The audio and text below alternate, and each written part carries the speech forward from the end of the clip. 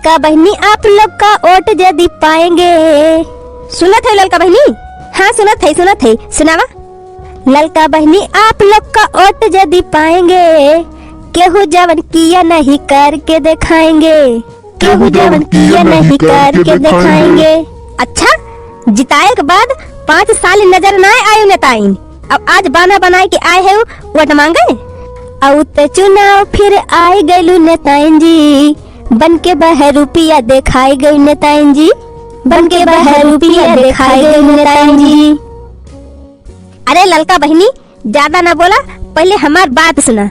बक्का बक्का बोला ना, विचार सुना मोरा, विचार सुना मोरा, विचार सुना मोरा। केहू नहीं रहे अब दिया के अंजोरा, केहू नहीं रहे अब दिया के अंजोरा। कोने कोने बिजुरी का तार दौड़ाएंगे। सुन रही हो ललका? हाँ हाँ सुनत है। कोने कोने बिजुरी का तार दौड़ाएंगे, केहू जवन किया नहीं करके दिखाएंगे, केहू जवन किया नहीं करके दिखाएंगे। अरे नेताइन सब नेता ऐसे कहा थे सब, अब करते कुछ ना है। जवन कहा बात रखी नहीं, ना बड़ा और दर्शन थुअर। हम कोली जानी थे नेताइन, कोली जानी थी तोहरे सबका करतूत। जीत जाबू जहिया तू पाए जाबू कुरसी, पाए जाबू कुरसी, पाए जाबू कुरसी। धोती ऊपर कुर्ता लहराए ले बुजरसी। जीत जाबू जहिया तू पाए जाबू कुरसी, धोती ऊपर कुर्ता लहराए ले बुजरसी। जीत जाबू जहिया तू पाए जाबू कुरसी, धोती ऊपर कुर्ता लहराए ले बुजरसी। योजना का पैसा कुली खाई गयलू नेताइन जी, योजना का पैसा कुली खाई गयलू नेताइन जी, बन के बहर रुपया दिखाई गई नेताइन जी। अरे नहीं भाई, तोहरे सबका कुछ मालूम ना बा। हम ऐसी योजना लेके आओ कि गांव के छवि बदल के रख दिया छवि। फ्री में पढ़ाई हो या फ्री में दवाई, गावे गावे रोड चक्का रोड बनी जाई, गावे गावे रोड चक्का रोड बनी जाई। फ्री में पढ़ाई हो या फ्री में दवाई, गावे गावे रोड चक्का रोड बनी जाई। और सुना दखने हो ललका बहनी, सबसे बड़ा काम हम काव करबे, वृद्धा पेंशन बुढ़ा और बुढ़ी को दिलाएंगे।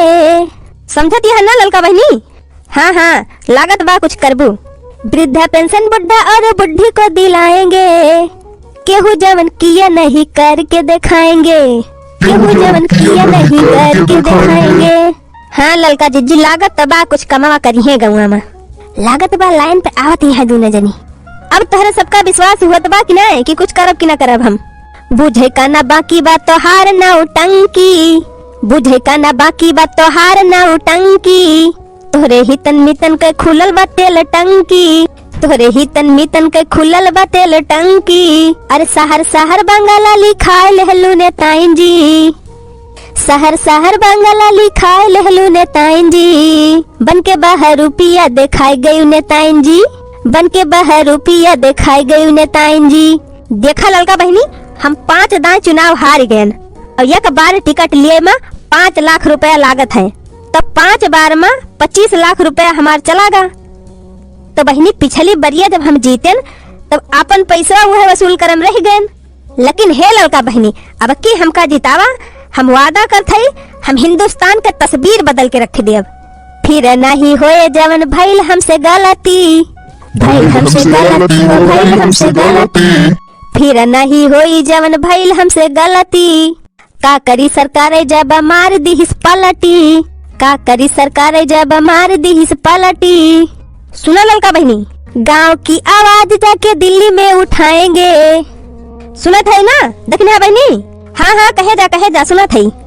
अरे गांव की आवाज जाके दिल्ली में उठाएंगे, केहू जवन किया नहीं करके दिखाएंगे, केहू जवन किया नहीं करके दिखाएंगे।